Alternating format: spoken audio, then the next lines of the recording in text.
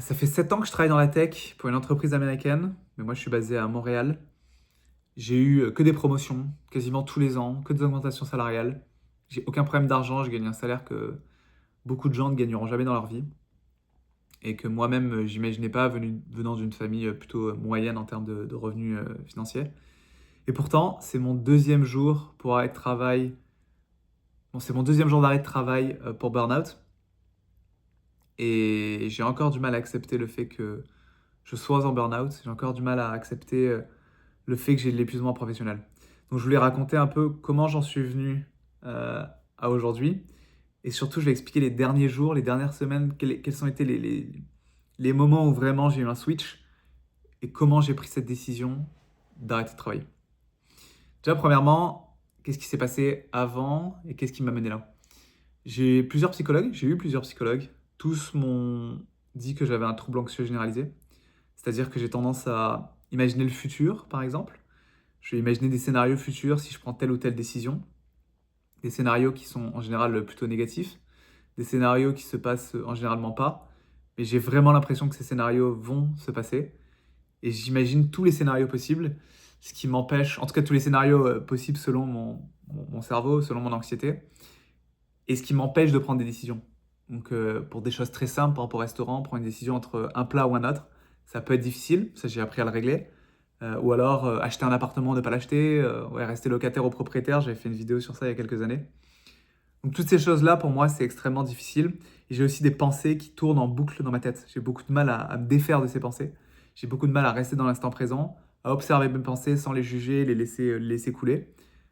Je passe beaucoup trop de temps à analyser ces pensées et elles restent bloquées. Donc ça, c'est depuis des années que j'ai ça. En plus de ça, j'ai quand même une anxiété de la performance. Je veux plaire à ma direction. Je veux être le meilleur. Je veux donner une bonne image de moi.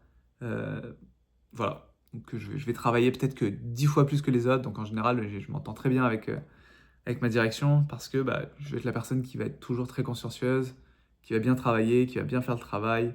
Un peu un syndrome du bon élève. Donc ça, c'est un peu ma personnalité sur sur les dernières années. Et au travail, il y a un an, un peu plus d'un an, je suis devenu manager d'une équipe, donc j'ai environ 15 personnes à gérer. Et mon anxiété a commencé à augmenter. Donc au début, ça a commencé avec de l'inquiétude tous les jours. Ensuite, un peu mal au ventre. Euh, Ensuite, je commençais à allumer l'ordinateur à des horaires bizarres. Genre, je pouvais regarder si on m'avait envoyé un Slack, un email à 20h, 21h, 22h, parce que je ne veux pas l'avoir sur mon téléphone. Je regardais toujours sur mon ordinateur. Puis à travailler de plus en plus pour essayer d'avoir peut-être un total contrôle sur mon travail, sur mon environnement, en tout cas l'impression de contrôle. Donc oui, j'ai eu les symptômes physiques qui sont arrivés, j'avais mal au ventre, mal à la tête. Ça fait 4 mois que j'ai aussi des douleurs dans le dos qui m'empêchent de faire mon sport, en tout cas les sports que j'aime. Puis j'ai eu aussi ça, j'ai peu à peu perdu le goût aux choses que j'aime en dehors du travail. J'ai perdu le goût de faire du foot ces dernières semaines, alors que c'était ma passion. J'en faisais, mais j'étais pas très bien. J'allais au sport, mais j'allais quand même moins au sport, ou en tout cas, quand j'allais au sport, j'arrivais pas à me concentrer juste sur le sport.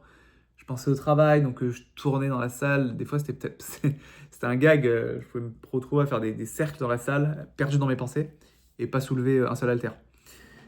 Euh, j'ai aussi eu beaucoup de fatigue. La fatigue commençait à arriver tout le temps. Donc même après des nuits de sommeil de 9 heures, j'étais fatigué. J'étais pas bien à l'idée d'aller au travail. Je voyage beaucoup. Donc quand je partais en voyage, j'imaginais que l'anxiété allait me tuer. Ensuite, ces derniers mois, même en vacances, j'étais à bout.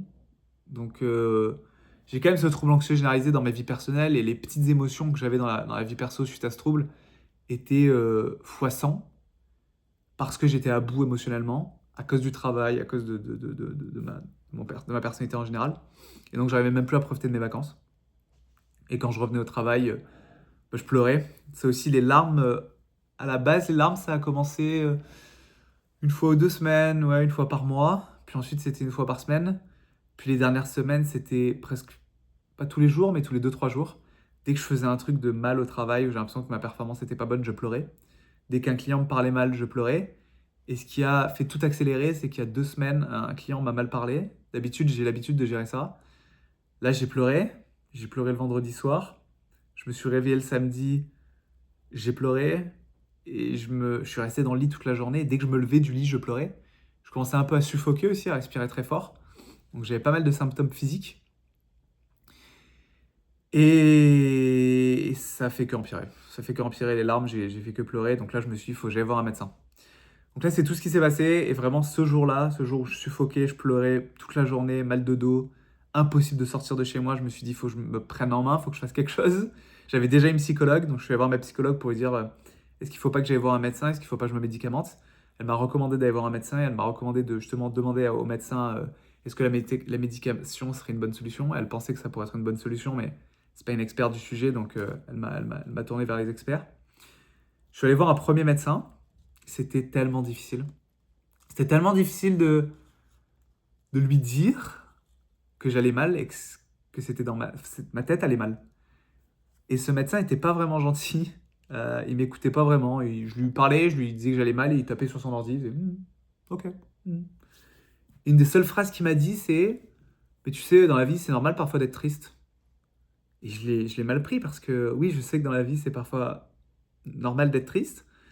Mais là, j'étais pas juste triste. J'étais au bout du rouleau. Je lui ai dit, je pense pas que c'est normal de pleurer autant. Il m'a dit, ouais, bon, bah, t'as un trouble anxieux généralisé moyen, voilà, je te donne des antidépresseurs. Sans me dire plus. Au bout de 10 minutes, c'était fini. Et il m'a laissé rentrer chez moi. Et j'ai été éclaté. Après l'avoir vu, j'ai encore plus pleuré. Je me suis dit, mais peut-être que je suis fou. Peut-être que je suis pas si mal que ça. Peut-être que je me fais des films. Donc là, j'ai commencé à beaucoup douter de mes propres émotions. Ce qui m'a encore fait pleurer. Ce qui m'a encore rendu, rendu mal. Rendu très très mal. Déjà que c'est dur. C'est super dur de se dire qu'on a une maladie mentale parce qu'on a toujours l'impression qu'on peut faire mieux. On a toujours l'impression qu'on peut dompter nos pensées. On a toujours l'impression qu'avec de la volonté, on va y arriver. Mais sauf que c'est pas le cas parce que c'est plus fort que nous, parce que ces pensées, on n'arrive pas à se les enlever du cerveau, ces pensées négatives. Parce que ce mal de ventre, ce mal de tête, cette envie de dormir, il y a aucune volonté au monde qui m'aidait à aller mieux. Ça arrivait, c'était difficilement contrôlable. Donc j'ai vu un deuxième médecin. Malheureusement, je suis allé dans le privé, donc ça m'a coûté super cher au Canada. Ça m'a coûté 250 $ la séance. Et lui a été beaucoup plus sympa. Il m'a écouté. Et là, il m'a dit qu'il allait me mettre sous antidépresseur. C'est la meilleure chose à faire. Il m'a aussi donné des anxiolytiques au cas où. Donc les antidépresseurs, c'est des médicaments qui, sous plusieurs semaines, vont réguler ma sérotonine pour pour en tout cas réguler mon humeur, qu'il n'y ait pas des pics et des bas. Je connaissais pas, j'avais un peu peur de les prendre. Mais plusieurs personnes qui en prennent m'ont rassuré, les médecins, ce médecin m'a rassuré, ma psychologue m'a rassuré sur le fait que c'était la meilleure chose à faire. Et les anxiolytiques, c'est pour te calmer directement, pour me calmer directement. Donc, si j'ai une crise de nerfs, une crise de panique, je peux les prendre et ça me fait un peu planer. Ça, j'en ai pas pris, parce que j'ai l'impression qu'il y a plus de dépendance à ce truc-là. Mais bon, peut-être que je ferai une vidéo sur les médicaments plus tard. En tout cas, j'ai accepté de prendre ces médicaments. Et là, il me dit, et tu vas devoir aussi t'arrêter de travailler pendant 6 semaines. Et là, je m'effondre encore, je fais non, c'est pas possible. Je peux pas m'arrêter pendant 6 semaines. Je me vois pas quitter le travail pendant 6 semaines. Et il me dit, tu vas arrêter le travail pendant 6 semaines. Je lui dis, ok, bah, je vais commencer dans 10 jours, parce qu'à ce moment-là, je vais à Vancouver avec des collègues, je ne veux pas les laisser tout seuls. Il faut vraiment que j'aille avec eux. Il fait, ok, on commence dans 10 jours. Je suis parti de son bureau, je suis allé voir ma psychologue, et ma psychologue m'a très bien fait comprendre qu'il ne fallait pas que je commence dans 10 jours. Il fallait que je commence mon arrêt de travail dès le lundi, donc on était le vendredi. C'était difficile. C'était ma plus difficile séance de psychologie. Je lui disais que je pouvais pas, que c'était pas possible. Je pouvais pas arrêter de travailler dès lundi. Je pouvais pas laisser mon équipe, je pouvais pas laisser ma manager, je pouvais pas laisser tout tomber. Elle m'a fait comprendre que c'était la meilleure chose à faire. Elle m'a beaucoup contredit, elle a beaucoup rationalisé mes pensées, ce qui m'a aidé. Elle m'a fait comprendre que j'étais dans un état qui était objectivement, euh, comment dire, objectivement j'étais pas bien, Euh, objectivement j'étais à bout, et objectivement il fallait s'arrêter, penser à moi pendant au moins 6 semaines pour pouvoir prendre ces antidépresseurs, arrêter la productivité, arrêter de penser au travail et se concentrer sur moi. Donc après la séance qui était intense avec beaucoup de larmes, j'ai pris la décision d'arrêter de travailler le lundi. Et pendant 2 jours, j'étais au bout du rouleau, j'arrivais pas à sortir de l'appartement, je suis pas allé faire du sport. Je réfléchissais à toutes les conséquences de ne pas travailler. Comment je vais l'annoncer à mon manager? Est-ce qu'elle va s'énerver contre moi? Encore une fois, les problèmes mentaux, les problèmes d'anxiété, c'est des trucs dont on parle pas au travail. Et c'est des trucs dont j'ai l'impression que les gens pensent qu'on peut passer au-dessus. Donc j'imaginais qu'il y ait une mauvaise réaction de tout le monde. Mais j'ai quand même envoyé un message à ma boss le dimanche. Et j'ai passé 2 heures à travailler pour tout organiser, mettre tous mes projets, les passer à d'autres personnes, tout bien faire.